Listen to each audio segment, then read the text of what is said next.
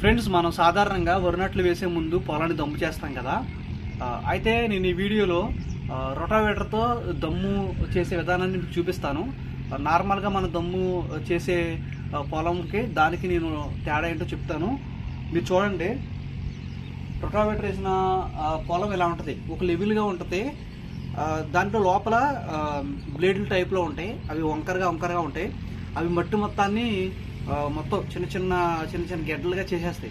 అది ఎంత పెద్ద గెడ్డలైనా సరే చిన్నగా చేసేసి మొత్తం నేలంతా ఒక లెవెల్గా తీసుకుంటే వెళ్ళిపోద్ది. ఎందుకంటే మీరు చూడొచ్చు, ఈ మోళ్ళు ఉన్నాయి కదా, ఈ మోళ్ళు మామూలు దమ్ము వేయాలంటే ఒక 4 సార్లు వేయాలి.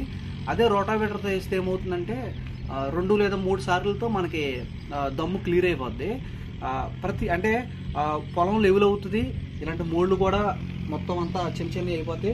పెద్ద గెడ్డలు కూడా చిన్న గెడ్డల కింద తీసేస్తాయి. రోటావేటర్ ఏంటంటే మొత్తం అన్ని ఇలాగా మనకి భూమిలో నుంచి మట్టిని మెత్తగా చేసుకుంటూ వెళ్ళిపోద్ది. రోటావేటర్ లేకుండా దమ్ము చేసిన పొలం అయితే ఇలా ఉంటుంది.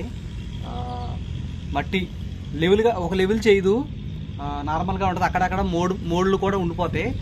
రోటావేటర్తో చేసిన దానికి చేయని దానికి కూడా డిఫరెన్స్ మీరు చూడొచ్చు. ఇది రోటావేటర్ వేసింది. రోటావేటర్ వేస్తున్నప్పుడు కూడా నేను ఒక వీడియో ఎక్స్ప్లోర్ చేశాను, అది మీరు చూడండి. ఇది లెవెల్గా ఉండదో, మట్టి కూడా అక్కడ ఉండిపోతుంది. దానికి డిఫరెన్స్ ఏంటంటే ఇది ఎక్కువ సార్లు వేయాల్సి ఉంటుంది. ఎక్కువ సార్లు రోటావేటర్ వేసింది తక్కువ సార్లు వేస్తే సరిపోద్ది. నేను ఇప్పుడు వీడియో చూపిస్తాను, స్కిప్ చేయకుండా చూడండి.